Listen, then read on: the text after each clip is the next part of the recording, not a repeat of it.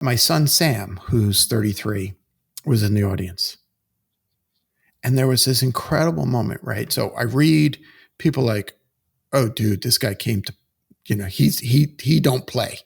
He's being real.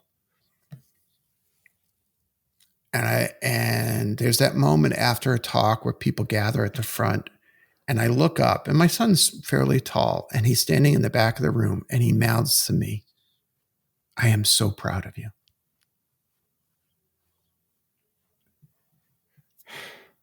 Dude, as a father, nothing can replace being proud of your children except when your children are proud of you.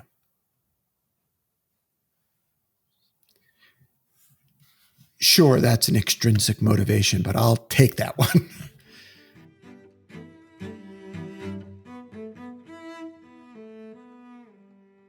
You were a great VC. You became rich. You accomplished all of your goals that you thought you wanted, and yet you wanted to kill yourself. You felt hollow inside. Indeed.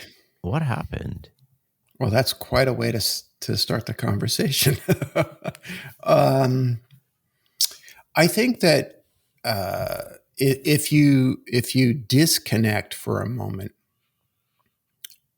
what one does from how one is and how one has been, and I want to be clear because there's a relationship between those two, but if you disconnect it for a moment, it becomes a little bit easier to see through the myths that we all carry, which is that if I achieve a certain pinnacle of success, then it's milk and honey and sunshine and rainbows for the rest of my life. And of course, as soon as I say that, we know that that's not true. So for me, that moment, and you're right, I describe it as feeling hollow inside. A way to see it is that I walked around with a shell that was tailored to other people's projections of who I should be. And my skill set and my intellect and my work ethic still shone through, but I wasn't necessarily doing the thing I was put on this earth to do. And that led to this disconnect between the inner me and the outer me, which on a prolonged period of time leads to depression. I think we all feel that to some extent. I really want to dive into two aspects of that. The first is you said you were playing by other people. I'm going to use the term scoreboard. You were playing by what other people expected of you. You're playing by, these are the things that society or culture or friends and family tell me that I should want. And I feel like we're all doing that to some extent. How do we get out of that? How do we recognize when we're doing that in the moment? Because it's all unconscious. We're unconsciously doing this. And then we it's like we reach the top of the ladder and we realize we climbed the wrong ladder. Like I didn't want to play that game, but it's too late because by the time most of us realize that we're, 70, 80, 90, it's near the end of our life. How do we switch out of that zone so that we can recognize, am I doing this consciously because I want to do it, or am I doing it because other people want me to do it? Okay. So the first thing I want to say is that it's never too late. And I think that that's a really important message. The Buddha had a teaching which basically goes like this. If you sit down to meditate with the intention of meditating for 20 minutes and spend 19 minutes wool gathering, but in the last minute wake up, congratulations, you had a wonderful meditation session. So even at 70 or 80, it's not too late. And that's a really important message because part of the myth is that it's always too late. Oh, it's not, I'm 19 years old, it's too late. I'm 30 years old, it's too late. I'm 50 years old, it's too late. It's not too late. It's not too late to wake up, to realize that For the pursuit of love, safety, and belonging, we shape ourselves. We shape shift ourselves, kind of like a Marvel superhero, to fit the expectations of others. And to be clear, you named all the forces at work. The forces at work are insidious and relentless and ubiquitous. And so you could argue, right? I mean, there's a lot of conversation about what is the purpose of life. One can make the argument that the real purpose of life boils down to discovering who you really are and living into that. And then you inject a little bit of kindness into that. And then we have a fully actualized person. Now, I know that was a long-winded answer. I just want to put a pin in the fact that you also asked, how do we get there? And that's a different question. But I did want to give enough space to the folks who might listen to this and recognize, just the way you did, recognize this propensity that we have. I once had a client say to me, I was bred to make my family members feel better. I mean, what a powerful Wow. statement. Yes. Yeah. Yeah. Yeah. Yeah. So, and this is important to understand that this is part of a family legacy, right? If we grow up in an environment where in order to say make our depressed father less depressed or our anxious mother less anxious by shape shifting, the likelihood is that we will pass that pattern on to our descendants. And so your core question, which is how do we shift this? How do we change this? Is quite profound, because what you're really talking about is breaking lineage, breaking ancestral patterns. If you go back to your first question about the hollowness, because this is what prompted the question, at 38, 39, it felt like I had been hoodwinked because I did the things that one is supposed to do according to those external forces. And I still wasn't happy. So this isn't just like I'm in the wrong job or I'm in the wrong career, although those are manifestations of that experience. It's I don't, I felt hoodwinked. I felt tricked. I felt like I'd been sold a bill of goods. And to be clear, it wasn't purposeful. It wasn't like, hey, let's screw with this guy's head. It was a function of the way that families operate, the way societies operate, that creates this phenomena of shape shifting the person away from who they were born to be. I think that's really powerful in terms of understanding where we start to go astray. I think one of the other things that I wanted to dive into that you mentioned in the opening answer was the relationship we have between work and identity. Why do we get caught up thinking that our job or our title is who we are? And then when that gets taken away, or we're not as successful as we want to be, somehow we feel less than we should feel. And I would imagine this is especially true for entrepreneurs and founders, um, where you're just expected to keep going and keep growing and push and struggle and endure. And then when you leave and walk away For your whole life, you've been, I am the CEO of X, I am the founder of Y. And then all of a sudden you're left with, I'm just a person. And there's a sense of loss. I'll give you insight into the way I work and the way I think about things. And this may be part of the path to coming back to answer that question that you were asking before. You asked why is it that we attach our sense of self to an externality? And once you begin to see that pattern, you can see the roots of it. It might happen in school, and it might happen even in our family system dynamic where I am the peacemaking youngest child. I am the one who has been early parentified, or I am the student who gets A's, or I am the athlete, right? And so what happens is very early on, we start to attach our sense of self to that. And in a way, all of the struggle is a struggle to free that sense of self, that identity, from all the different mechanisms.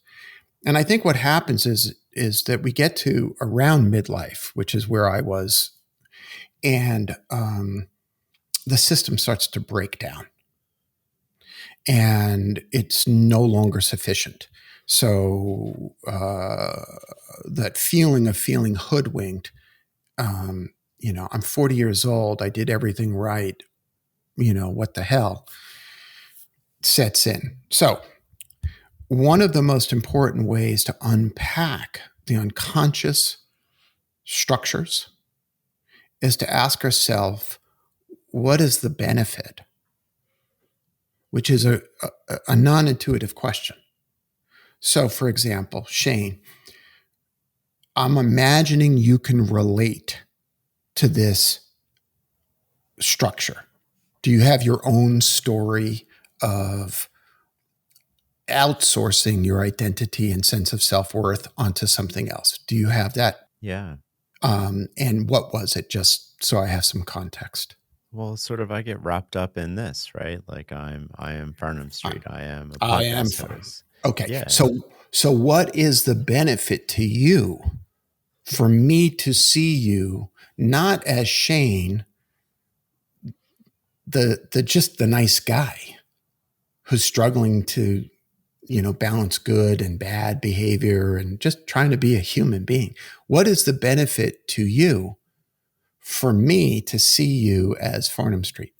It's almost like an alter ego, right? Like it's almost like a different persona, and that can be good and bad, I would imagine. And But what's the benefit to you to having, say, me have a positive view of you?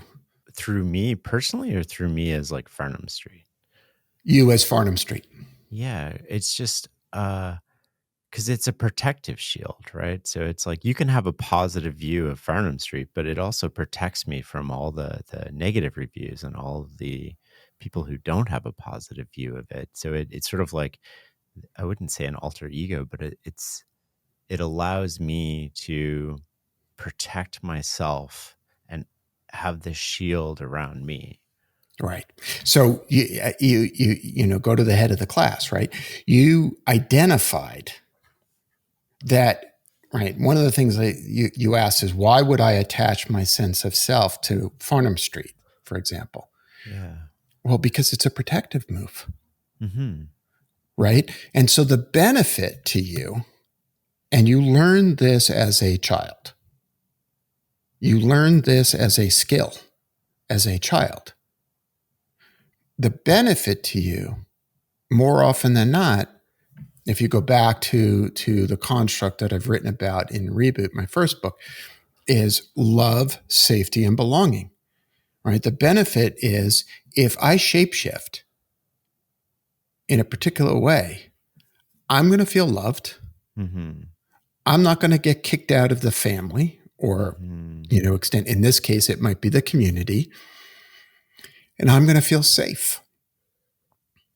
Now, it's really important to understand that the mechanisms we're talking about, more often than not, were created to keep you safe. Now, why do I say this? I say this because when we start to unpack these unconscious patterns, one impulse is to criticize ourselves. Look at me. I operate behind a false front. I'm such a bad person. Hint, that's another false front. Okay. That's also designed to protect you from getting to the core issue. The real benefit of being curious about these structures goes to the heart of the question that you asked before, which is, how do I transform this? Yeah. Because until you see it, until you see that there's a benefit to you, let me give you an example. I was working with a woman who's a CEO of a small company last week. We were at an offsite, a retreat, and she was talking about, she has 15 employees, and she was talking about one of the, how the employees just drive her crazy, and nobody works as hard as she does, and what's the problem here, and all this. And I said, well, who hired them? And she smiled just the way you did. And she's like, oh, well, yeah. I said, okay, so you're in charge. Yes. And I can't stand it. I said, yeah, but what's the benefit to you for being in charge? And this sneaky little grin kicked in. And she said, well, I'm the boss. Okay. Now, until we get to the point where we're willing to risk the thing that this system was set up to protect, we're not going to change. See, it was really important to me to be perceived as a financial wizard, as a really successful VC. It was really important because it overcame decades of a sense of poverty that I grew up with. I had to be willing to be poor in order to be free. Does that make any sense? I think so. Does that relate to one of the questions in Reboot was, I want to make sure I get this right. How am I complicit in creating the conditions I say I don't want? You got it. That's the core organizing question. And it's really important to unpack that question carefully. I chose the word complicit for a reason. I often talk about being the accomplice in a bank job, not the one who sticks up the teller. Okay? Because the responsibility, more often than not, becomes part of that family lineage. Well, this is the way we do things. Right? And so in order for me to belong, I adopt a methodology and I become an accomplice in those conditions. So that's part one of the unpacking. Part two of the unpacking is I say I don't want. So if we go back to the woman CEO that I was talking about that I spoke with last week, she says she doesn't want the staff to always turn to her. But boy, howdy, does it make her feel good. Is she aware that it makes her feel good? Like, are we aware of that consciously, or is that like an unconscious sort of dopamine almost response that we have? Well, I'll tell you, there was this funny moment where she's aware now. How do we get? Yeah, how do we get that awareness? Like you telling somebody that you're creating the conditions that you say you don't want, but those conditions are giving you a positive benefit. Well, okay, what's happening for you right now? Because we started making the connection between your identity and Farnham Street. Yeah. What's the benefit what's the downside? Let's talk about that for a moment. How anxious do you get if a podcast guest doesn't show up or a conversation doesn't go well? Or how anxious do you get? Oh, I don't get anxious about that. I think I get anxious maybe about, I think one of my big fears is like disappointing people. Like I don't want to disappoint people. And what would happen if you disappoint? What would happen if you disappoint them? I would stay there. Like I let them down. So what? So you let them down. What's the risk? I don't like feeling like I let somebody down. Like, I don't like feeling I wasted Let's somebody's time or Okay. So do you hear the little voice in your head that says, Mhm. Shane, come on, you wasted my time, Yeah. right? Now, notice the feelings. Feelings might be shame, really powerful feeling, might be guilt. And without unpacking it so deeply as that it feels like a therapy session, right? How old are those feelings? As long as I can remember. There you go. Now let's name a truth, okay? As a bunch of protoplasm in embryo, in uterus, you didn't have shame. So somewhere between conception Hmm. and today, you learned to feel shame if you wasted someone's time. Hmm. Okay? Now, you asked, how unconscious is this? We just spent 3 minutes on this issue. So it's not as deeply unconscious as we think it is, Right.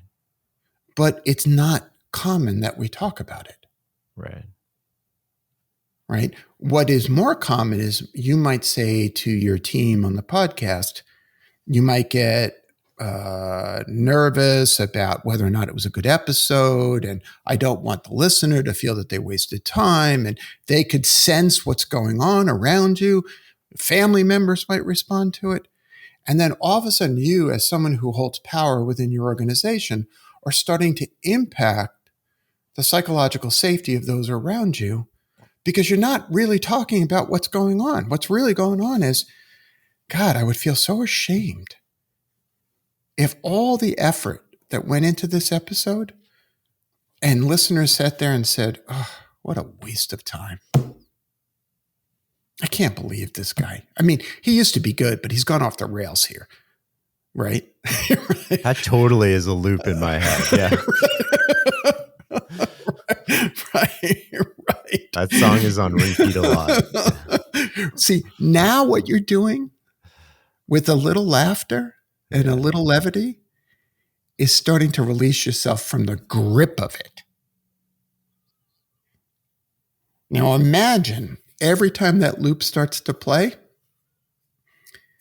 you get to blow it a kiss. Hmm. Because here's the truth. People don't listen to a podcast like this for one episode. They develop a relationship with you. And through your skillful questioning, they come to understand people. And you make their lives a little bit better. Not every book we write, not every song we write, not every painting we do is going to move people in exactly the same way. Okay. But that doesn't mean you failed. So it's interesting when you say that. My typical reaction, including right now, my default, Mm, if you will, mm, is I don't hear any of that. mm. None of those positive things. They're not like in my head, they just go in one ear and out the other. They don't, there's no sticking. So it's a little Teflon. Yeah, but negative. Oh, like those Mm-hmm. stick. Why do I remember those so much more or those feelings? And sometimes they're super positive. I want to preface this with sometimes they're motivating and they drive me and they give me energy. And it's, I don't think it's a bad energy, but maybe it is in talking with you. Like there was this time, a comment on the New York Times profile that they wrote on me. Uh, and it literally, you know, I framed it and I put it in the office and it Mm, was like, this guy's enjoying his 15 minutes of fame, and it drove mm, me to be better and to work harder and to pursue more mm, of what I was doing in a way that I mm. thought was healthy, but maybe it's not. Well, let's just for this conversation, let's put aside the discussion of whether it's positive or negative. Okay. Okay. Because I want to really unpack it. Um, so we've been talking about what a psychologist would call the secondary benefit. What is the Mm, benefit of a particular behavior? Okay. So in this case, you've got a Teflon coating inside. mm-hmm.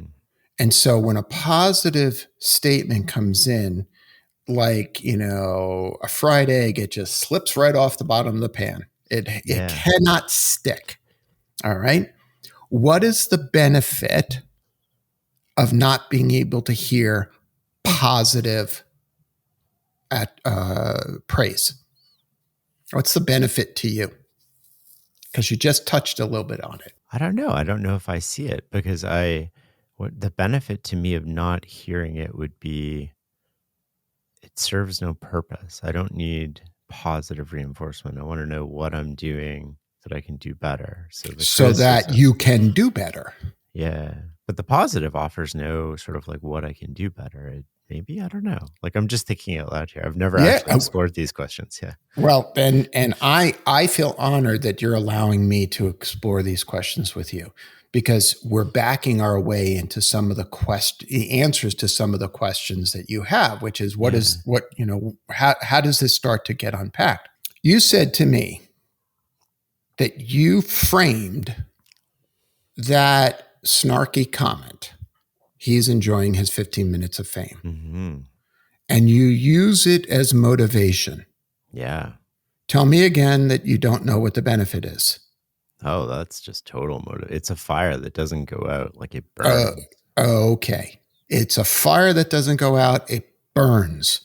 And the result is you get better and better and better at what you do, so that you could quiet the voice in your head that might say, yeah, he used to be good, but he's not good anymore. Hmm. Or any other feeling, right? You might feel competitive. You might feel like I need to be the best. All of those feelings. And like many of us, you have been socialized to Yeah. use negative to motivate. Do we get socialized or is that like inherent? Because I can remember doing this as a child from the time I was like 5 or 6. Like, Okay, so now we get to the nature versus nurture question, yeah. which I'm not really sure. Okay. But I will tell you, it's really hard for me to imagine when I picture a little baby Yeah. Yeah. sitting there saying, I'm going to not poop. I'm like making these decisions. Now, is there an evolutionary benefit to this kind of thinking? Possibly. Possibly. I can definitely see family cultural benefits, Hmm. right? So, for example, and I notice this a lot with the descendants of immigrants, or the descendants of those who might have survived pogroms, or the descendants of those who might have experienced famine. Hmm. There's a particular attachment to holding on to the possibility of negative outcome, catastrophizing, to drive themselves further and further. Because in the psychological construct of the being, if you relax, then fill in the blank. Something Hmm. bad will happen. Hmm. And I want to be clear. Remember before I said let's remove positive and negative just for a moment. I can see how this drives outcomes that we want. Hmm. Right? I grew up terrified of not having enough money, and I got to the point where, like my grandfather, I felt I finally had enough money.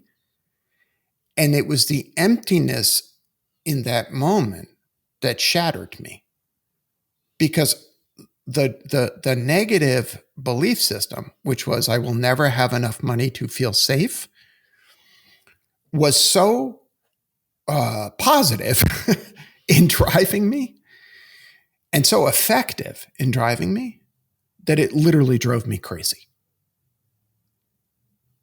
Okay. Now, let's put this construct to the side for a moment and take it again out of positive and negative realm.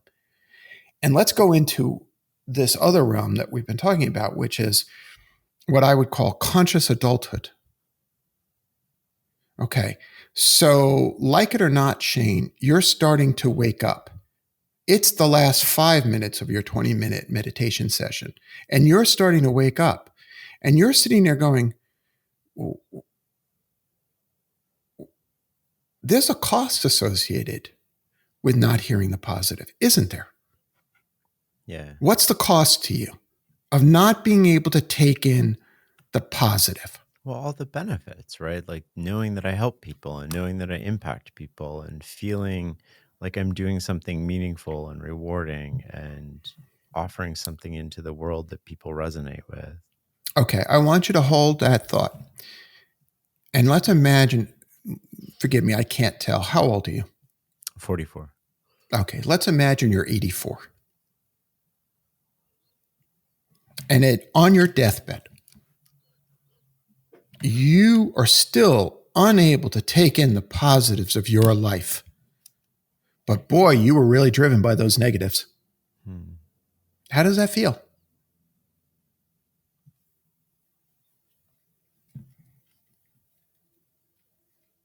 Feels pretty hollow, I would imagine. What word? Hollow. Say that again. Hollow. You see what I'm talking about? Yeah, it's like you worked your whole life and you got to this place that similar to you, right? Like you got to this place and you help people but you didn't appreciate or like you didn't feel like you did. You didn't have any of the rewards of doing that, I guess. The internal rewards, not the external rewards. The intrinsic sense of self-worth, right? Yeah. That's it's uh, you know, I'll be one of those annoying authors who will speak about my book for a moment. In the last chapter of Reboot, what I refer to as the good man chapter, where I'm in the hills in North San Francisco, I'm in Marin County, I'm going on a hike, and I'm musing on this question: have I been a good man? Have I been a good man? And I encounter this toppled over oak tree. And it occurs to me that this tree is now dying and decomposing back into the earth. And I liken myself to this tree. And I realize that I have been a good man. That doesn't mean that every action I've taken has been positive. Mm-hmm. And it doesn't mean that I haven't disappointed people, Mm-hmm. including myself. But regardless, not bad considering. There's an aspect to that of like forgiving yourself, right? For Yes. your mistakes, for your flaws, for your slip ups, for your. How do we do that? Like, how do we learn to forgive ourselves? I think this process that we're talking about, really unpacking. Notice when I said, what is the benefit? And I moved away from the impulse, which is to see the benefit we're seeking as something negative. Mm, Oh, I'm just trying to feel safe. yeah. Now, if we can project into little munchkins in our lives, rugrats, people that we love who are just kids, and we see them struggling, Mm-hmm. what is it we want them to feel about themselves? I want to take away that, like, I think of my kids, right? My intuition, which I often have to consciously overrule, but my first gut instinct is to like jump in to save them, to make things easy for them. And I would Right. imagine that a lot of people are like that. Yeah, snow plowing, just, Yeah. clearing the road. But the feeling, I think, how old are your kids? 13 and 14. So, oh, God bless, preteen, teen years. Two boys. Self So yeah, yeah, self esteem really challenged, yeah. really, really challenged. And what is it that you want them to feel about themselves when they're 45? Oh, resiliency, right? Like I want them to be able to handle all the ups and downs of life and feel good And about how do you want themselves. and feel good about themselves? Yeah. Okay, so now I'm going to activate the super beast mode for you. You said, how can we forgive ourselves? Mm-hmm. When we're stuck in this mode of using the negative to motivate ourselves, it's really, really hard to let go of the negative and forgive ourselves. Yeah, totally. Okay, so here's the unlock. You have to do that for yourself first. Because the Teflon rejection of the negative that motivates you, they're learning every day. these are one of the unconscious rules that we pass down to our kids that we get as kids as That's right. well, that hold us back or hold us in That's right. place. That's right. Because what do they want more than anything else in the world other than pleasing their parents? Hmm. I'm going to be just like him. Hmm. Or for those of us with negative situations, I'm going to be anything but that person. I think that's in part where I come from, right? Anything but there was a person in my life. I don't want to get into too many details, but anything but that person. Sure, that's that. But notice the positive and negative, Yeah. positive and negative. You know, we talk about resilience. I often talk about equanimity, and equanimity as the real goal. That resilience is the path. Being able to be resilient against the forces is a wonderful adulting skill. Hmm. But what we're really after is the equanimity that I projected onto that toppled over oak tree. The equanimity that says, I may have made a mistake and I regret making that mistake. And with remorse, I will learn from that mistake. But my sense of self worth is not at risk. I will use the positive experience of that mistake to learn and grow and do a better job for the joy of doing a better job. Not because I'm being chased by a demon that says, Right. you're a piece of crap. I think that's a different way, probably a lot more positive way for people to be motivated and driven.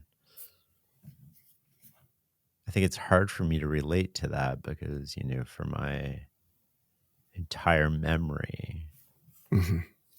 it's like a chip on my shoulder, Yeah. right? And that has served me very well, right? Like in life. And it's sort of, I always viewed that as a positive. I always thought a chip on your shoulder would be, oh, that's not bad. That motivates you. It drives you. It doesn't like get in the way of you. It doesn't get in the way of you. Yeah, but like it doesn't get in there. Like it can cause you paralysis, right? Like it can also Mm-hmm. just cause Mm-hmm. you to do nothing. So I think chips on shoulders tend to go in two different ways, right? They tend to end up being like Tom Brady, or they tend to end up being Mm-hmm. people who struggle through life and blame it. They're a victim, and sort of blame it on those Mm, circumstances. that's the fear. Yeah. The fear is if you acknowledge the chips on your shoulder, you're going to somehow come across as if you were a victim. And you can't stand people who go through life as victims. Am I Yeah. right about that? Yeah, yeah. Totally. So 100%. that's also another belief system. Mm. Okay. If I pause, if I let the negative, if I let the positive in a sense, the risk is that I'm going to be complacent. I'm going to be the victim. I'm going to be sort of drifting through life and I won't accomplish anything. And I get that.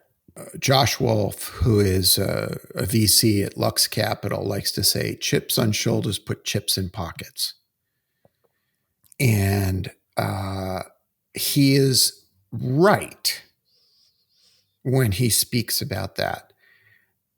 And I am less focused on helping people become outwardly wildly successful than I am focused on people, including people who are outwardly wildly successful, people feeling resilient and feeling that equanimity so that they don't wake up at 45 years old feeling hollow. Because I think that the marriage of these two things is not impossible. Here's the truth, right? I coach. I'm the CEO of a company. I've written 2 books. I work really, really hard. I feel that I am doing the work that the divine, the good Lord, whatever force you want to say, put me in this body to do. And are there times when I look at friends who have more money than me and I worry, oh, how come I don't have the same amount of money? And I cannot express enough the joy that comes from doing the work that you were born to do. Can you walk me through this a little bit? So you get a negative comment on a book, or you catch yourself thinking friends who have more money than you, and you should have like more money or work harder, or however you feel less of yourself in that moment. What is the internal voice in your head saying? How do you get out of that loop? Well, you hit upon, and probably because I gave them to you, 2 different vulnerabilities that I carry. One is I'll speak about money for a moment. You know, my best friends in business and my best friends in many ways are Fred Wilson and Brad Feld, 2 of the most successful VCs in the world.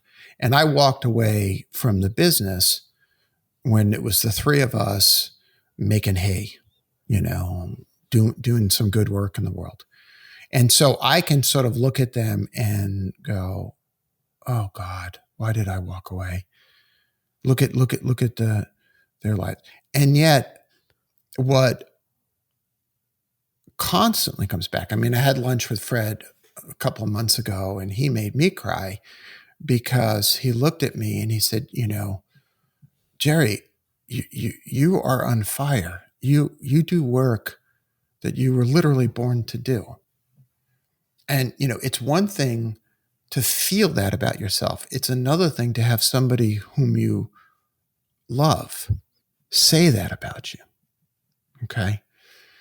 And that's quite powerful. So there's a feeling that comes in, which is, oh, if only I'd stayed in the venture business, right? Hmm.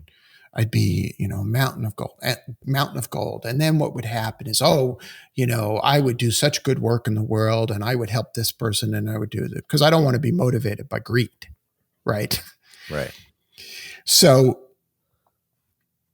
then what happens is, and literally this will happen in a journaling session. And I'll say to myself, but dude, you have enough. You literally have enough. And so for that experience, enough is a powerful antidote because enough was an elusive concept. Enough was something that just never seemed possible, right?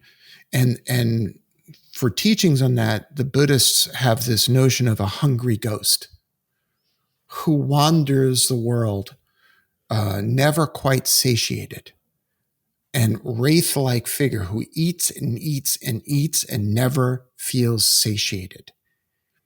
And Shane, dude, there are millions of hungry ghosts in power positions right now. Mm-hmm. Right? They could have all the money in the world. They could win the game of Monopoly. They could bend the game of life with all the toys. And they're still hungry ghosts. And so those notions are really, really powerful for me. On the writing question, that's the hardest one for me. That's actually harder than money. And it's hard because the little boy in me values so much the ability to write well. Hmm. It motivated me as a child. It to know that my words impact positively other people gives me a sense of meaning and purpose. And so if I hear a negative comment, it can be really hard. And, you're a creative. As a creative, you put yourself out there and you wonder, oh, how are people going to react? And what I have learned over time is to lean into that edge and ask myself, am I proud of what I've written? And I have pretty high standards. And so if I can get to a point where I feel proud, there's a liberation that comes from that. And reminding yourself that you're proud of that in the moment, I think helps you sort of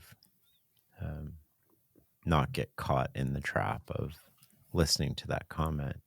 I want to go back to the word enough. I think that's a really important word that people struggle with, because it goes back to what we originally talked about in terms of playing by other people's scoreboard.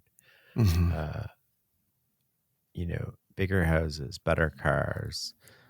We live in a world where Instagram and all these other social media apps feed us the very, very best moments of other people's lives. It used to be we would live on this street in like 1920 and maybe somebody would get a new car, but our comparison group was sort of our neighbors. And, we were socioeconomically pretty close. We were probably politically aligned. We had a lot in common with people, and people got farther ahead together. And now it seems like we can see everybody in the world. We can see the best, most happiest moments of their life, or maybe not happy moments, maybe just the moments they want us to think are happy. Right. It's that persona that they're projecting. That persona, that alter ego, maybe perhaps. But it makes us feel as we don't have enough, and that we should be doing that. Or, we should be, why aren't I on vacation now? Why don't I have a new car? Why aren't I flying around in a private jet?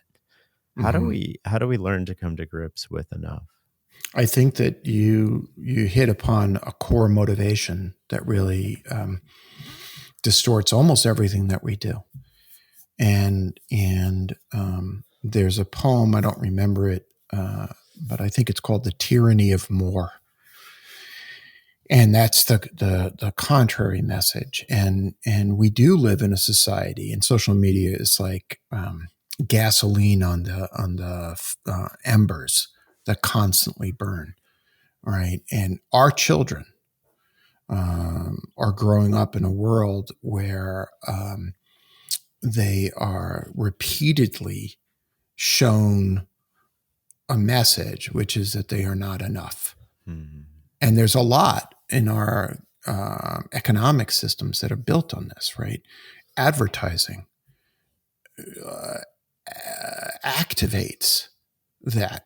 Effective advertising says, you may be great, but you'd be much better if you had this car versus that clunker that you're driving, right? And we know that this is true, right? We have myths and stories that we use to teach parables that try to reinforce the message that just as you are enough. Just as you are enough.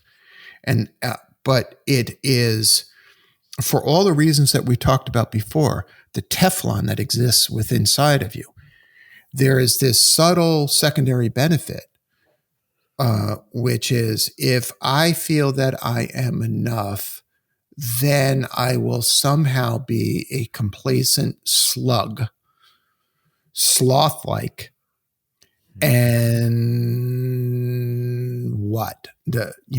fail to redeem my ancestors. I mean, what is it ultimately, right? Now, again, I'm going to do something unfair. I want you, as a parent, as a father, imagine your two sons never feeling that they are enough. When you say this, what comes to mind is that individually, this is terrible. Mm-hmm. Collectively, it leads to a lot of progress. Right. So, as an individual human, it really sucks. I don't want my kids to ever feel that. But you want the society. But if we zoom out, Yeah. not feeling enough, not feeling like we have enough, not feeling, it drives us to innovate. It drives us to do new things. It drives us to take risks and chances. And those risks and chances make medical advances. They, send satellites into space. They start electric car company. That feeling Okay. also propels society forward. Or am I wrong? Or take over some pre-existing electric car company. Well, I didn't mean that, but like somebody started an electric car company, right? Right. Because Right. they were Okay. motivated to do so. I wasn't specifically mentioning Tesla there. You But asked, or am I wrong? Okay. I think that you're partially right. I think, and again, we go back to sort of negative extrinsic motivation or positive intrinsic motivation. But let's take a step back. Think of the most brilliant ideas that you've ever had. Think of the eureka moments that people often have. In my experience, those real innovative moments actually occur when the brain is relaxed, when the heart is relaxed. Okay. When we are not terrified that we are not enough. Yeah. Okay. Now, if we know that that's true at the individual basis, what is the expression of that on a communal basis? And the expression of that, I think, is when we feel collectively, whether it's at a country level or a company level, when we can relax into the joy of doing something magnificent, or as I often will say to my startup clients, something magical, greater innovation comes. Now, you look at, a classic example of a community coming together would be the United States space race. Mm-hmm. Okay. And that was motivated by a lot of fear of not being enough and being competitive. Mm-hmm. Okay. But for most of the, what's it been, 50, 60 years? For most of that time, we have balanced both the negative aspects of that. Oh my God, it's a Cold War and we've got to compete with the Soviets, with the positive, reaching for the stars, creating something extraordinary. In fact, I would say what has sustained us is the reach for the stars experience. Right. Robert Browning, the poet, has a wonderful couplet. He says, "Man's reach should exceed his grasp, or else what's a heaven for?" And I think that the counterbalance to using "I'm not enough" as motivation is reaching for heaven. Okay, so I am enough. I don't have to write another book. I'm enough. Mm-hmm. But what if I wrote a book that changed the world? What if I wrote a book that made somebody who's struggling feel a little bit better about themselves? What if I reach for those stars? I mean, I get goosebumps just saying it. Yeah. That's when I think the better angels of our nature come forward. What does that mean? Better angels of our nature. Well, remember when we were kids and we'd watch like the Flintstones, Mm-hmm. and Fred Flintstone would have a devil on one shoulder and an angel on the other? Yes. Well, it's actually a phrase from Lincoln Okay. in which he talks about the better angels that exist within us. There are better aspects of our personality, right? And when we acknowledge the negative forces, when we acknowledge the negative self-talk, acknowledge it, thank it for doing its job of keeping us safe, but let it know that you're okay, you're an Mm-hmm. adult, you got this. You start to give space for the better angels of your nature to come forward and say to you, Shane, you've accomplished amazing things. You never have to record a great podcast again. But imagine this new conversation that you're going to have that's going to reach out, and someone who's never listened to your podcast before is going to be motivated, and they're going to write to you and they're going to say, dude, you really made me think. And I went back and I listened to old episodes and blah, blah, blah. Right? That's the better angel of your nature. Different Or source of motivation towards the same sort of goal. it's reaching for the stars. Yeah. You know? And you know, there was a moment I was reading from a draft of my new book last summer. I was at the Dew Lectures in Wales. And it was an early draft, so I was kind of freaked out. Like, can't believe that people are letting me read from this. But my son Sam, who's 33, was in the audience. And there was this incredible moment, right? So I read, people like, oh, dude, this guy came to, you know, he don't play. He's being real. And there's that moment after a talk where people gather at the front, and I look up, and my son's fairly tall, and he's standing in the back of the room, and he mouths to me, I am so proud of you.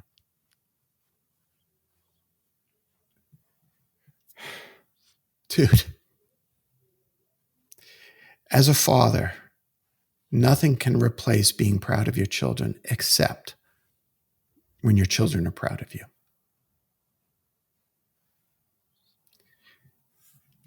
Sure, that's an extrinsic motivation, but I'll take that one. That's a powerful, powerful moment. It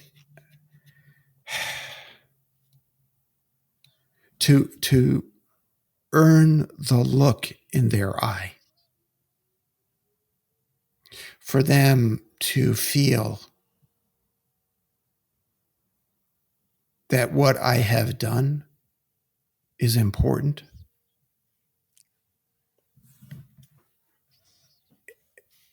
I think if that's the only motivation I have, then it puts too much of a burden on them. But if I deny the power of that motivation, I deny a source of love. I deny a source of motivation and intent. You know, in the new book, I referenced this. You know, this internet cartoon, this New Yorker cartoon, Yeah. where, you know, you see these kids sitting around a fire, and one kid is sitting in a, you know, ragged old suit, or one adult is sitting in a ragged old suit, and he says, but for one brief shining moment, you know, our profits were through the roof, right? And he's referencing climate change and the crazy state of the world and all of this stuff. And implicit in that cartoon, which is poignant and bitter, and is this notion of, what did you do with the life that you were given? Right? Now that's a hard thing to be motivated by.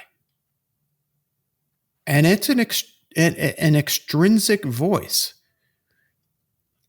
But I will tell you, I'd rather be motivated by that voice than the extrinsic voice that says, if you don't succeed, you're somehow a piece of crap. Mm-hmm. I think that is a powerful motivator in terms of, and I often catch myself thinking about this, and it motivates me, and it also sort of like, it's the gap between where I am and where I see my potential. Yes.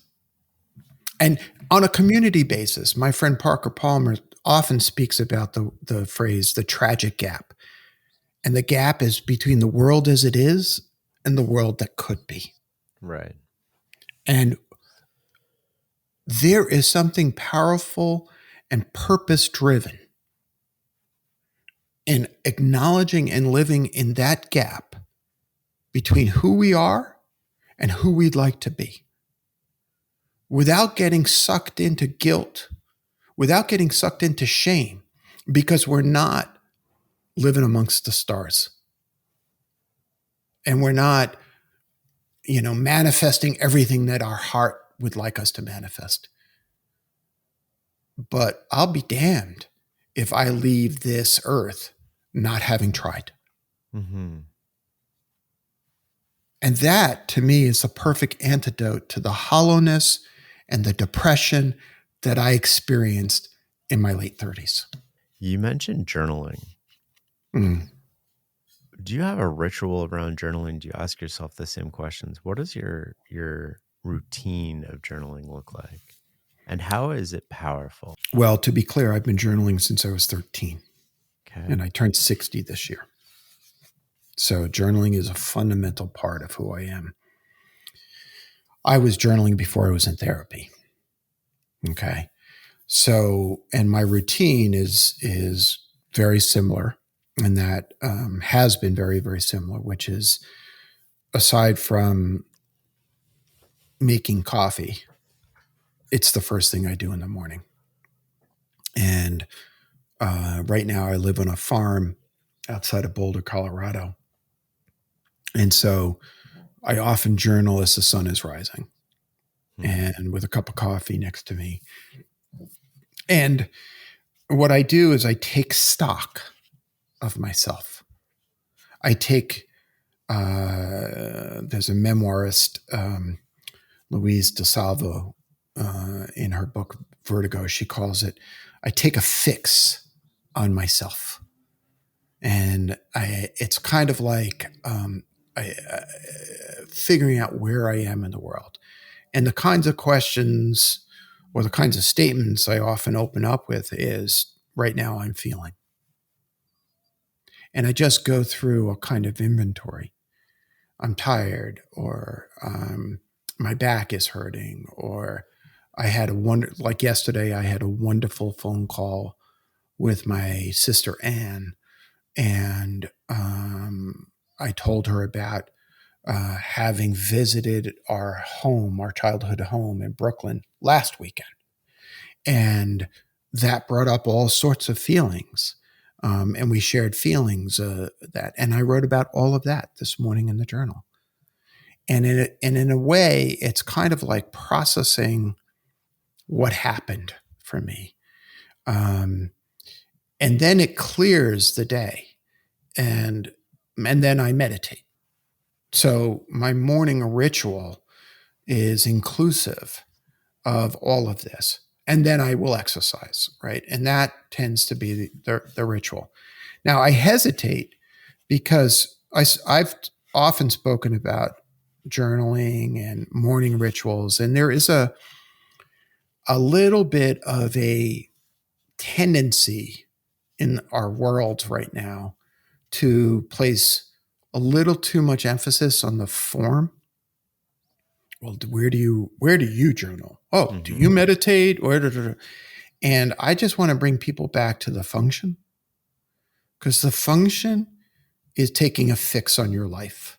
Mm-hmm. So I meditate using a pen and a journal, and I don't go back and reread it, or I journal and I do that. And I meditate without guidance, but just a timer. But I don't care how you do any of those things. What I care about is take a fix on your life. How are you feeling right now? And how is it impacting your life these days? So that we're raising consciousness, so that we're not operating on autopilot. I want you to go deeper on two things there, not operating on autopilot and processing emotions. When you say that, the words, I just sort of understand them. But when I think about what that means, I don't know if I do understand that. What does it mean to process your emotions Well, what or your it means, feelings in this case? Yeah. yeah. So, and what you're hitting upon, Shane, is the fact that we're not socialized to pay attention to feelings. I'm going to say this again. We are not socialized to pay attention to feelings, but feelings have consequences in our life, regardless of whether or not we pay attention to them. So, for example, you might be feeling afraid of the market going down and you've lost money. And you're carrying that feeling. And you start your day, and then your son comes to you and says, "Dad, I need $20. I'm going on to think, oh, what am I, made of money?" Right? Okay. So now what we've just done is asked your child to bear the burden of your anxiety about money, for which he is ill prepared and totally not at fault. Because you didn't take the time to say, God, the market's down and I'm off 7% for the year. And oh my God, and all the stories that you tell yourself. That's what I mean by processing it. Or it could be job related, or it could be the world related, or it could be that you had a fight with your spouse, or it could be. And what ends up happening is this unprocessed stuff spills out and impacts other people, right? You could, without processing it, you could go to the gym and be feeling really like, and you're not paying attention. And then you do a deadlift and all of a sudden you blow out your back because you're not present, right? I'm really trying to make pedestrian examples of unprocessed so that we could make sense of what it means. You ask the question, what does it mean to process the feelings?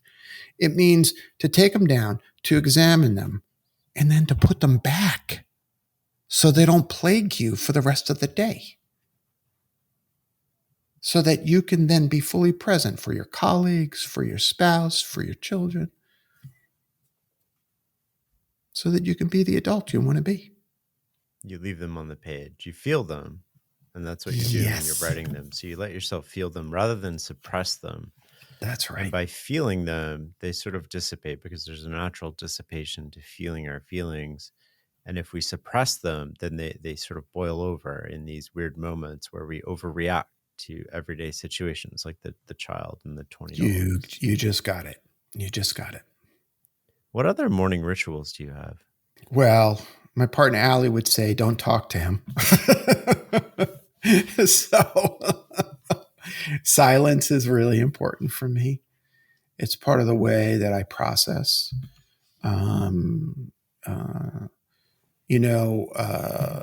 When I was in college, I was so busy. I worked 3 jobs and going to college at the same time. And I didn't take enough time in the morning.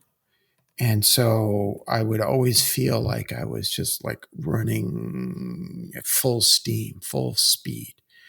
And so I'd say writ large, the larger ritual for me is taking a few hours of just not engaging with the world. I typically wake early, somewhere between 5 and 6, but I don't wake with like, oh, I'm going to be super productive and, drink my bulletproof coffee and, like I don't do any of that stuff. I have normal coffee and I try as best as I can to just, like this morning when I was meditating, we have a 100-plus-year-old cottonwood tree on our farm, and there's a nice little platform underneath. And so that's where I meditated this morning. And I noticed that I had a particular nuthatch bird come visit, which is relatively rare in our part. And it was kind of neat to listen to its song. So, what's my ritual? Paying attention. That's a good way, I think, to start one's day. Yeah, so often we don't pay attention, right? And we don't even mean to pay attention. We ask people how they're doing and we don't pay attention to the response. They don't know it. They know it unconsciously. They don't say anything. You have to ask them again if you want to pay attention. And, we slide over these things because we have this narrative or story running in our head about what we need to accomplish. So we forget to pay attention to these little moments where we could have learned something, or we could have intervened, or we could have made a difference in somebody's life. We could have connected. Yeah, we could have, to use a Buddhist term, alleviated suffering. Mm-hmm. Theirs, our own, right? We could have made the world just a little bit better for somebody. I want to come back to a word that has come up a lot in this last hour or so, which is resilience. Mm. How do we as parents go about developing that in our kids? And more importantly, I think you're going to turn this around to we have to exemplify. How do we do that in ourselves? How do we build our resilience? Well, let's start with the goal. Why do you want them to be resilient? What is it that you want for them? To handle the ups and downs of life with equanimity. So resilience isn't the goal. Equanimity is the goal. Okay. Okay. Resilience in terms of perseverance and keep going and being able to. Well, what if they keep going on the wrong thing? Okay. So what is resilience and how does it help us? Okay. So resilience without discernment can create stubbornness. Mm. Okay. Oh, I love that. Go deeper on that.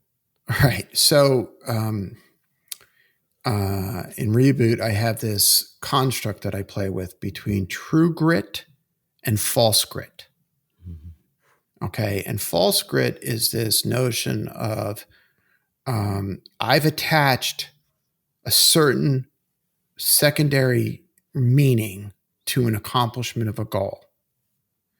And without discerning that I've done that, I am susceptible to persevering for the wrong reason.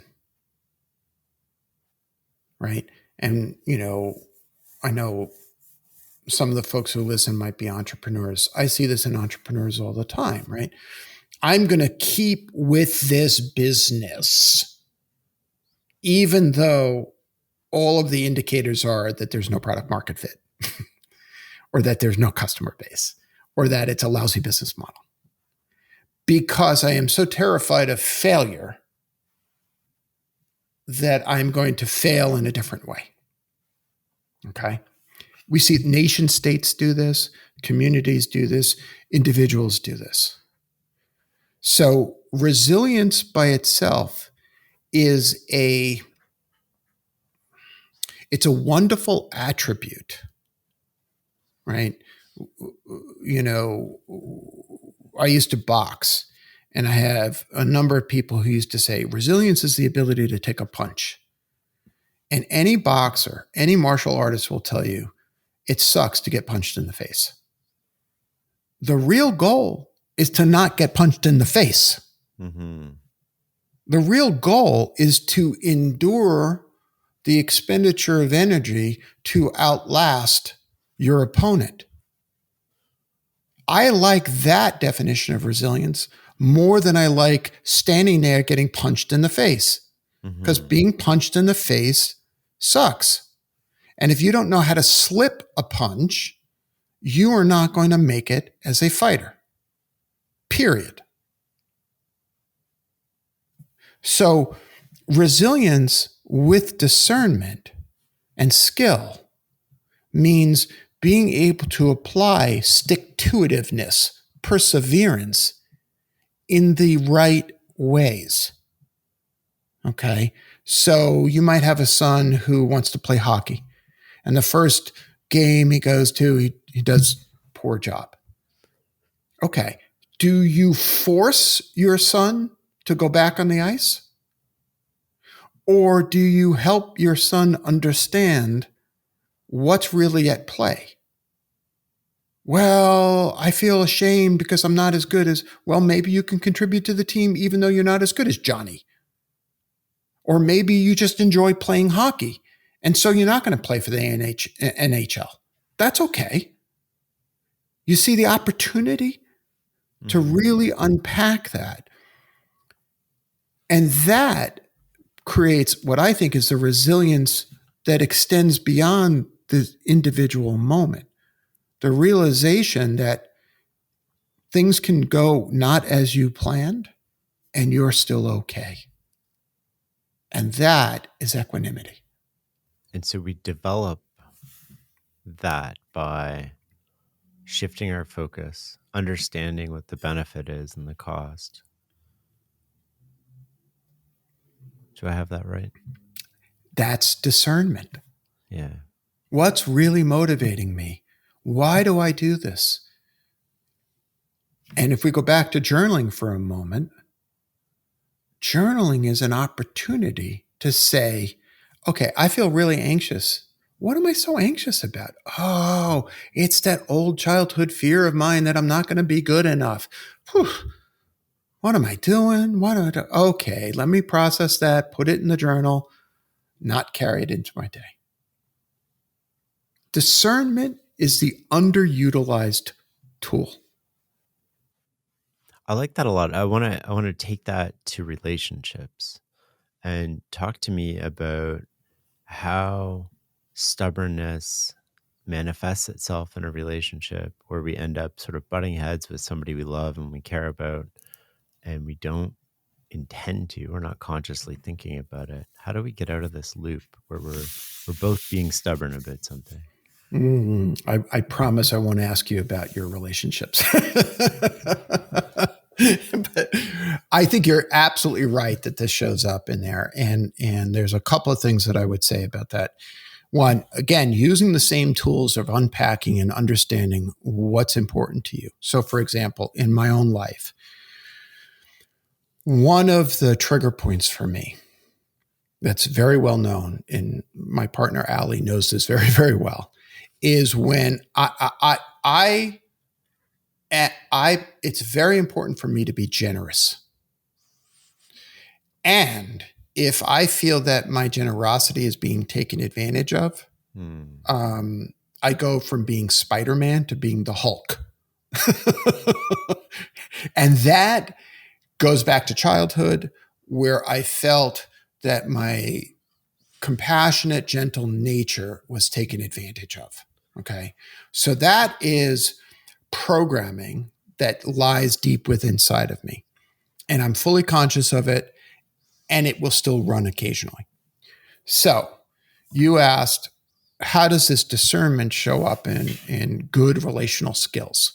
And by the way, a good book on this is How to Be Adult in Relationship by a fellow named David Richo, Richo.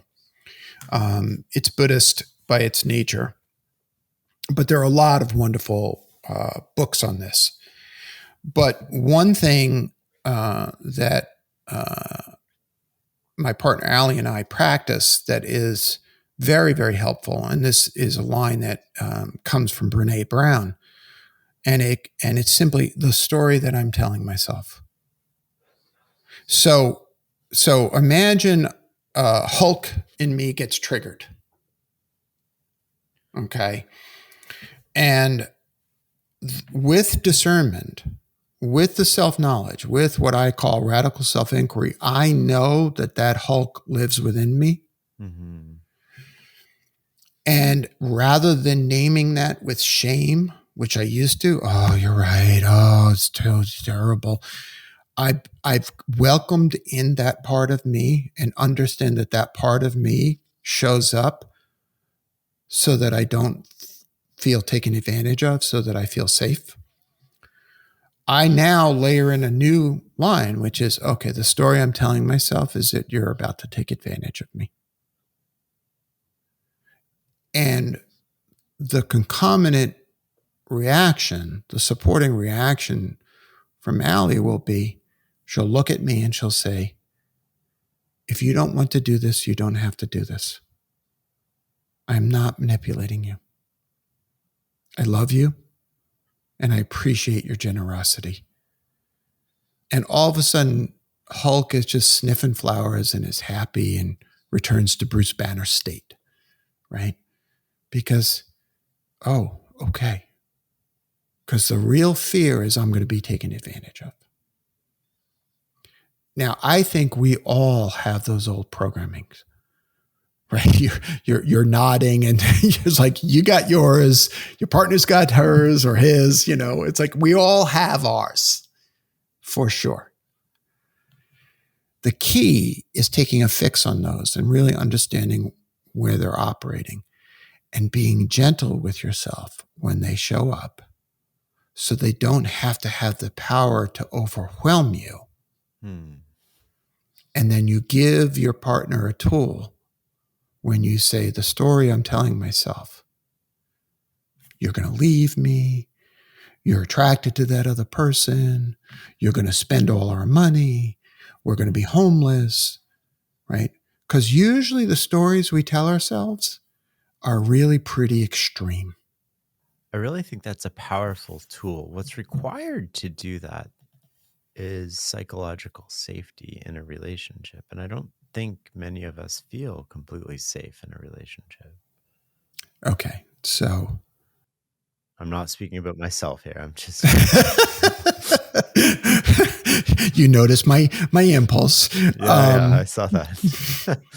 No, a few years ago, I had a breakthrough thought, and that is that love is safe, and if it's not safe, it's not love. It may be attachment, but love is safe. And this is also a lesson that many of us grew up without really understanding.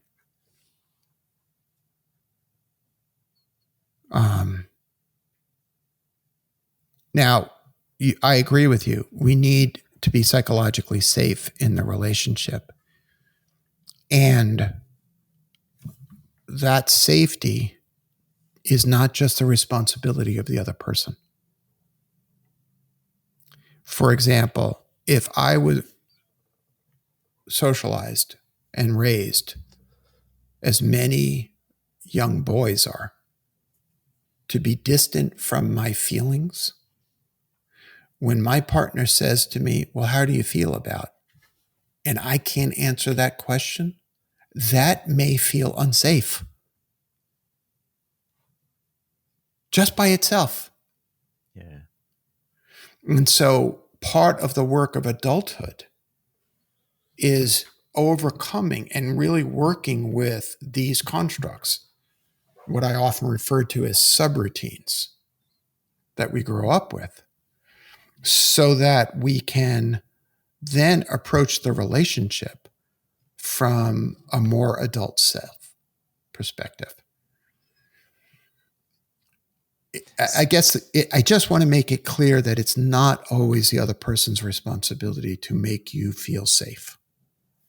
No, totally. Yeah. I don't, I think I'm wondering,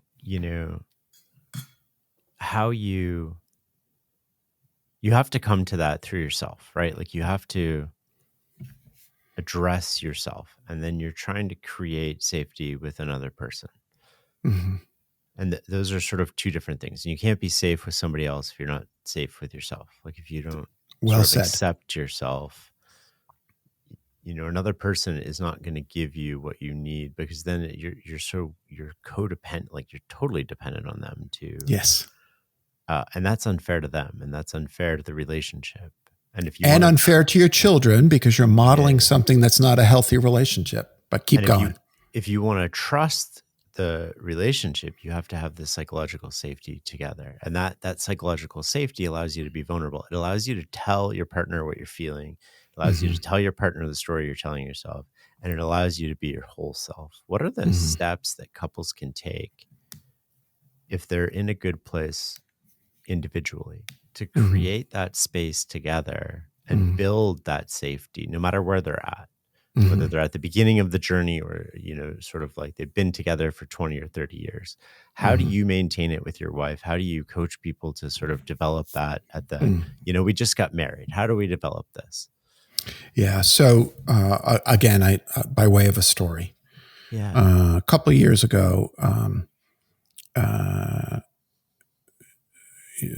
my partner Allie and I, um, and we really developed this phenomena of the story I'm telling on myself in response to this thing that happened. What happened was I was sitting at the dining table, and or she was sitting at the dining table, and I passed behind her with a load of laundry in my hands, and I was headed down to the basement to do the laundry. And she poked her head up and said, "The story I'm telling myself is that you're leaving me." And I said, "Hun, I'm just doing the laundry." And it was a funny moment, but in that moment, she was able to reveal something that might have been shameful. Like, what are Mm. you, crazy? What? She just named the feeling that came up for her because part of her old trigger is being abandoned. Okay. Now, I'll turn it around and I'll tell a story about myself.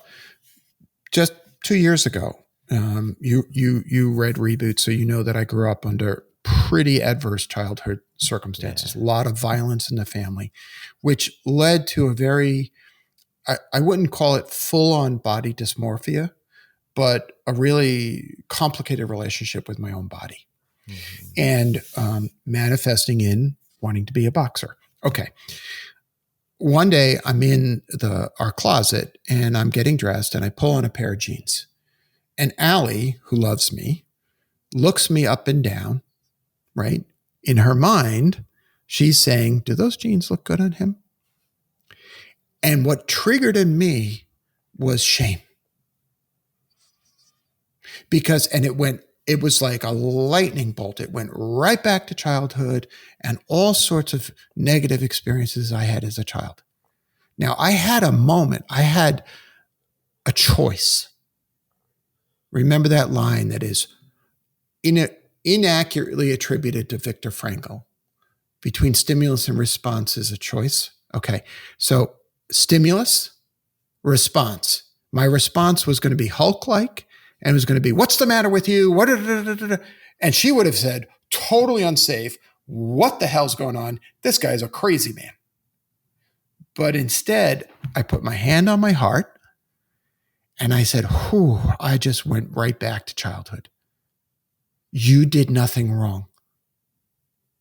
You did nothing wrong. But I just had a visit from a ghost of childhood past. Now, I'm 60. It took me a long time to develop that skill. But I will tell you that when we can live our life with that kind of discernment, Mhm. we can create our own psychologically safe moments. So, what could have been a really difficult conversation became an opportunity to bond even more because her response was loving and caring. "Oh, I'm so sorry that happened for you. You know, I think you're hot." Right. And the smile you just said, that was the smile, Yeah. right? This is hard. I know anybody who's listening to this is saying this is really hard, but I will tell you it's not impossible. And man's reach should exceed his grasp, or else what's a heaven for? Don't give up on growing up. Don't give up on being a better person. That's where happiness is. Do you think a lot of people are scared to be vulnerable because deep down they don't think they're lovable? If somebody saw all of them, they Yes, wouldn't be. that's the lesson they learned as a child. Yeah. And more than anything, they probably inherited that belief system from one or both of their parents or caregivers. And they, in turn, probably inherited it, and so on, and so on, and so on, and so on. The question for all of us is, what do we want to pass on? What is the lineage we would like to leave? Whether we're talking about the planet, or we're talking about society, or we're talking about our internal family dynamics. Mm-hmm. What do you want to leave your descendants?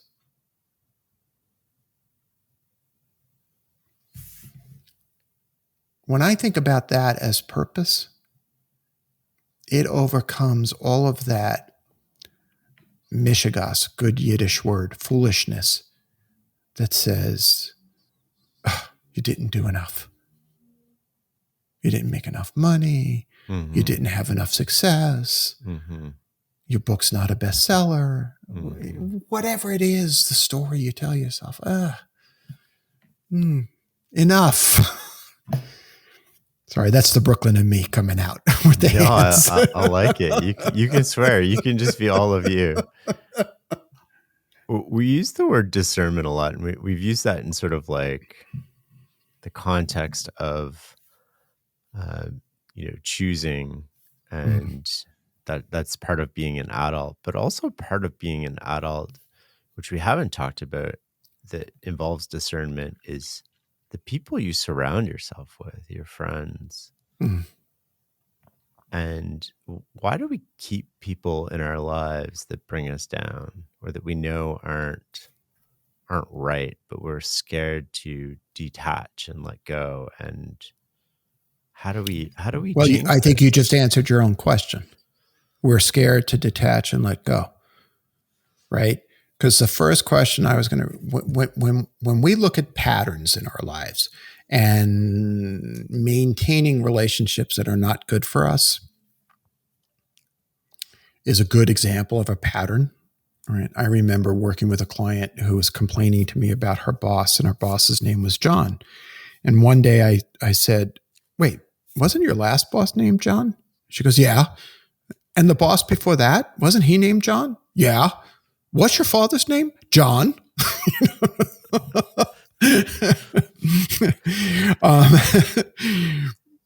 When we look at those patterns, it is so useful to ask ourselves, without inducing shame or blame, what is the benefit?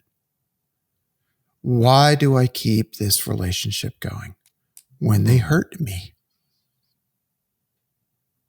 Why do I drink alcohol at night before going to bed when my Oura ring tells me I'm going to have a terrible night's sleep?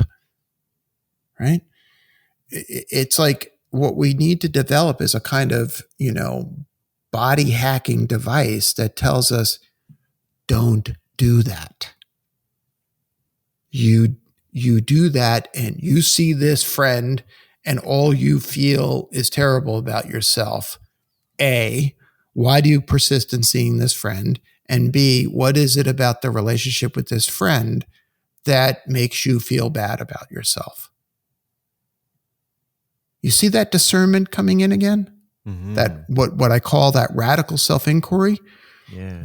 We go see that friend that makes us feel bad, and then we come home and we feel bad and we take it out on our spouse.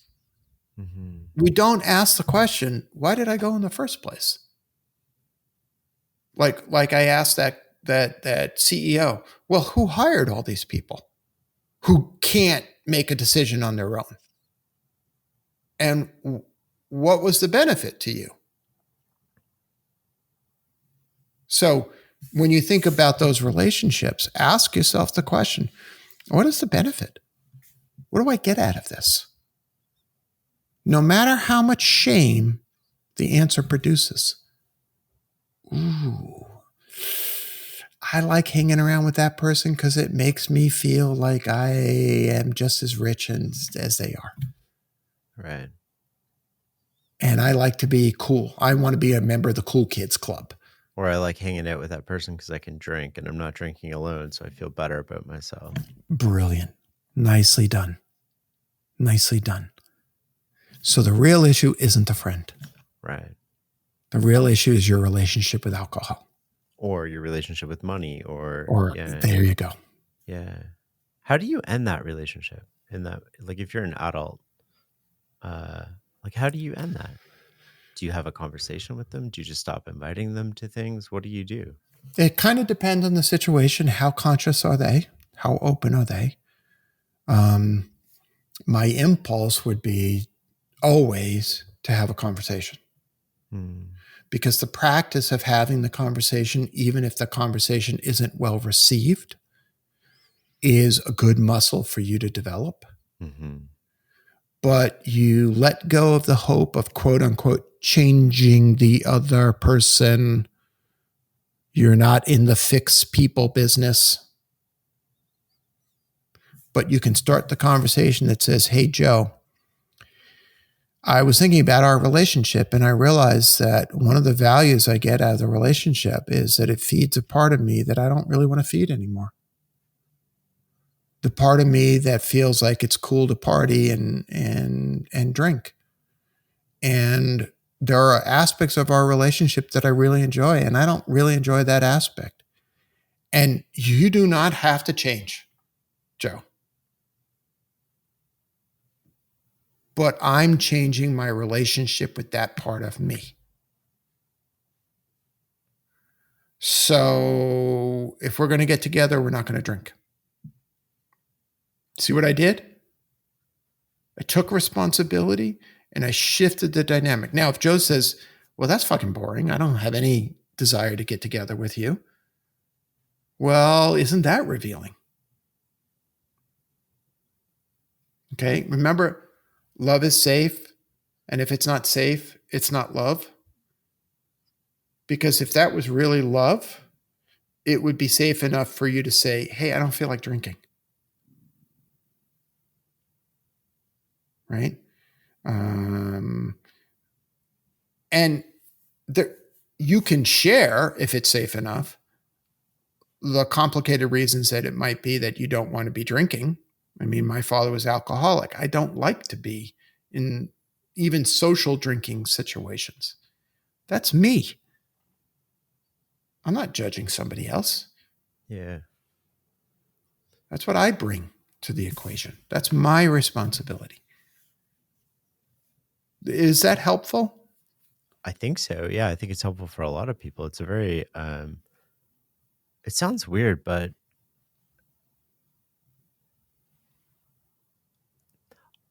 a lot of us don't have practice with that conversation. Yeah. Right? So we have these competing things going on in our head, which is I want to be a good person. I want to be a good friend. I want to be there for people.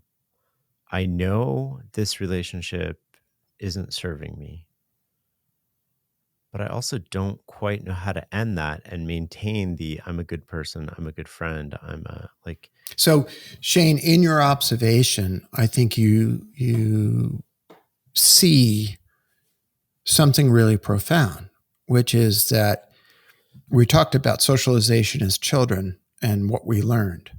We learn about outsourcing, if you will, a sense of self-worth to objects, to accomplishments, to goals.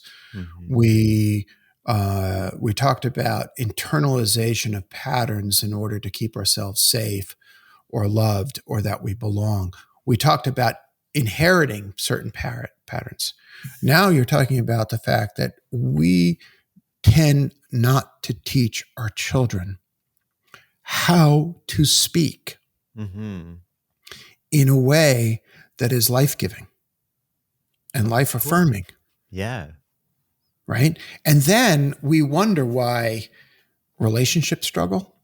Or Mhm. we wonder why, I mean, my realm is executive coaching, right? We wonder why we have toxic workplaces. Mhm. Well, because we give power to people who don't know how to use their words. Think about our kids when they're kids. We don't hit, we use our words, but we don't teach them how to use their words. And for many folks, especially folks socialized as men, as boys, we don't even give them the words for their feelings. 100%. Oh, you're angry. Oh, that's the word. Oh, you're sad. Oh, that's the word. We just feel the violence, the physical, and oh, you're crying? I'll give you something to cry about, Mhm. right? Rather than creating these conditions where we raise humans who can say, oh, the story I'm telling myself is that you're going to leave me, Mhm. or this relationship isn't working for me. And it's not because you're a bad person or I'm a bad person, but because this relationship isn't working for me. For all sorts of reasons that I can now name Yeah. because I have words. It's powerful, but we don't get taught that. I'm just speaking of myself. I mean, maybe other people do, but like nobody's sort of modeled how to end a relationship. Nobody's sort of modeled how to have a difficult conversation with a friend. Nobody's sort of modeled. In fact, it was just the opposite, right? It was like you avoid difficult conversations. You don't have them. And I think that the teenage boy thing is like you become an asshole until the woman breaks up with you. Exactly. We have two choices basically that we present, mostly males of the species, but a lot of folks say nothing and passive aggressively act out Hmm. until you can't take it anymore and you active aggressively act out. And we have these two choices. Okay. And there's a whole range of human experience in between that is bypassed, right? We don't teach children to say, I'm scared, Hmm. or that we allow it until a certain age. And then our expectation is somehow they're going to self soothe their way from fears. This, the last line of Reboot is, and with this, I mastered the art of growing up. Hmm. Okay. The reason I cite this is because it's really important in this moment to recognize that what we're talking about is the practice of growing up. Hmm. There is no moment in time where we say, I'm done, fully realized adult. Maybe the Buddha is, maybe the Dalai Lama is, but I don't know many people who are totally free of these things. But the practice of growing up, the practice of becoming the adult that we want to be, Hmm. you want to know a secret? Shane, it's fucking glorious. Yeah. Because every day, a little bit better. Every day, just feeling a little bit better. I mean, I turned 60 this year. I'm feeling my age. I'm feeling like I'm entering elderhood. And I got to tell you, it feels fucking magnificent. Mm. And I don't pretend that I have it all right. I don't. Hmm. Far from it. But it's like after years and years and years of sitting on the meditation cushion, 18 years now, I'm finally understanding what it means to meditate. Hmm. I'm finally internalizing what discernment really looks like. Hmm. In my Buddhist lineage, one of the saints is is a Buddha named Manshuri, and Manshuri is often depicted wielding a flaming sword. It's called the sword of Prajna. It's wisdom that cuts through delusion. And finally feeling like I have a little bit, like I have a little flaming butter knife, you know. I can kind of see what that looks like. I think that's, I'm really happy for you. I think that's what I'm feeling right now. One thing I would be remiss if we don't talk about, because I found it super helpful, and I'd love for you to explain people, is O.F.N.R. Oh, sure. So this is,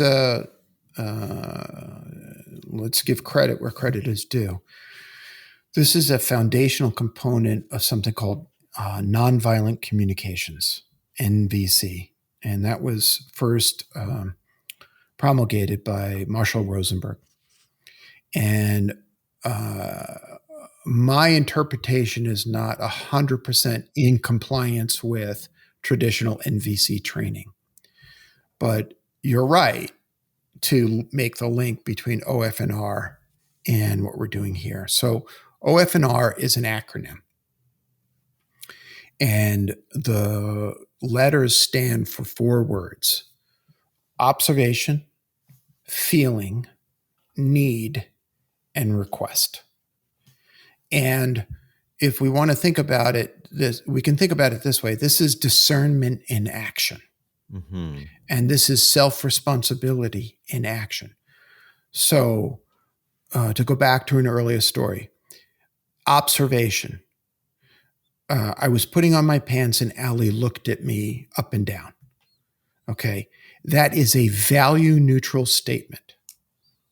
It is non-assumptive, right? And an assumptive, blaming observation would be, Allie judged me when she looked me up and down. Okay. So the first molecule of this is a simple observation. Jerry walked past Allie carrying a load of laundry. Fact. Feeling. When Allie looked Jerry up and down, it felt like she was judging his body. That, another feeling, brings up old feelings of being hypercriticized. Mm-hmm. Jerry has a need to feel safe in his body. Mm-hmm. So in the future, here comes the request. When you're judging whether or not the jeans fit, can you tell me what you're doing? So I don't have to go through the whole cycle. You see how that works? Mm-hmm. The problem is, Shane, that we confuse O and F all the time. Go deeper on that. You don't care about our relationship. You're always late to our lunches. That's a feeling. That's a feeling. And it's an interpretation. It's an assumption. So being late is the observation, but all of the subjectiveness to that is the That's feeling. it. And what do we react to? The subjectiveness, the story. We react to the feeling, the story we're telling ourselves. I often say that the story we tell ourselves is the most powerful story in the world. Yes. And by breaking it up, and this is why you responded to O.F.N.R. By breaking it up, we pull the action, the stimulus, away from the response. Yeah. And we create more space in that place. And the more space we can create between the stimulus and the response, the more beneficial our relationships are going to be, the more we'll interrupt the story, that powerful story that we tell ourselves. Holy crap, look at what I just did there. I just told myself that you're leaving me, even though I know you're going down to the laundry room. And in a way, the framework enables you to take the invisible and make it visible with your partner, with whoever you're talking to, right? You're taking these invisible thoughts in your head which You're devo dictates so much of your behavior, passive aggressive behavior, active aggressive behavior. Yeah, I interrupted you though. Yeah. No, no, keep going. Yeah. I mean, I think you said it well. It makes visible the invisible, it makes conscious the unconscious.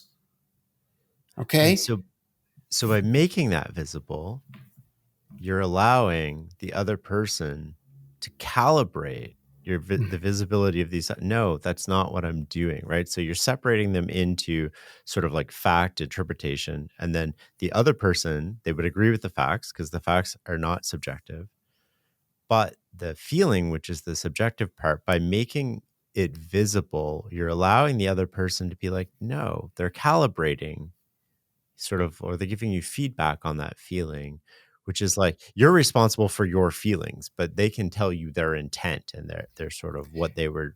Yeah. You're absolutely right. And what do you do for yourself when you do that, when you separate that? Because you went to what you're doing to the other person and how it Hmm. allows them to calibrate. What are you doing for yourself? Well, you're allowing yourself to distinguish between feeling and observation. Which then interrupts that story making that we do. Well, it allows you to go from reacting without reasoning, which is very animal, which is what we are. We are animals, right? So we do tend to react without reasoning in certain situations. We get triggered, right? Especially when it comes to identity or territory or how we see ourselves Or or safety. ego Right. or safety. And you're creating that pause between stimulus and response when you do it, and you're allowing your sort of self to take a double take or a step on this. Yeah. I mean, I often visualize it as the prefrontal cortex grabs the wheel away from the amygdala. Mm-hmm. Yeah. Right. And it's like, oh, wait, my adult brain kicks in Mm-hmm. because I separated stimulus Mm-hmm. and response. And I can see how the more power I have, maybe the greater responsibility I have to do that. Right? Let's take it Mm-hmm. up the level. Imagine a president with nuclear power operating on the merged observation and feeling. Mm-hmm. Oh, your ship crossed one of our ships. We're going to go to war. Literally, wars Yes. happen, Yes. Yes, they do. Yeah. Unfortunately. right? This is why this I call this a tool of discernment. And being able to do that radical self-inquiry, to be able to say what's actually going on for me, Mm-hmm. is a necessary first step to pulling apart observation, feeling, reaction. I want to, I'm conscious of time here, and I'm Mm. super grateful that we're going to talk again. We always end on the same question, which is, I think, I'm curious about your answer. We've touched on it a little bit throughout the episode, but it's, Mm. what is success for you? It's really, really hard to, at this stage in my life, to disconnect the notion of success from equanimity. Hmm. If I, what did I do yesterday? We have two fountains on our property around the house, and one kept shorting out. And I went to Home Depot and I got a new plug, and I found the short in the wire, and I rewired that, and I put it all together, and the fountain's now working again without tripping the ground fault interrupt. Why do I tell that story? Because it was so satisfying. Because it was, and I had a conversation with my son Sam that was philosophical in nature. He would love this podcast, and it was so satisfying. And I talked to my sister Anne, who's got her own struggles right now, and it was so satisfying. And Allie and I watched the latest episode of Alone, season 10, Alone in Saskatchewan, and it was so satisfying, right? That is a successful life. It's filled with enough. It's filled with love and safety and belonging. Um, Notice what I did not say, the material stuff. Mm-hmm. Those things are important, but they are the container, not the content. Success for me is content that makes me feel at the end of the day, not bad, dude. You did a pretty good job. So, long-winded response, but a thoughtful question. That's a beautiful response. Thank you for sharing that. And thank you for Thank the conversation today. This has been one of the most incredible conversations I've ever had on the podcast or not. Well, now you're going to make me blush because I thoroughly enjoyed it. And, as I said, I was really excited about the prospect of talking to you. I do admire your work, and I've really enjoyed the thoughtfulness and the spaciousness to explore all these crazy interrelated thoughts. So thank you for the work that you do, as well as for the invitation to come on the show.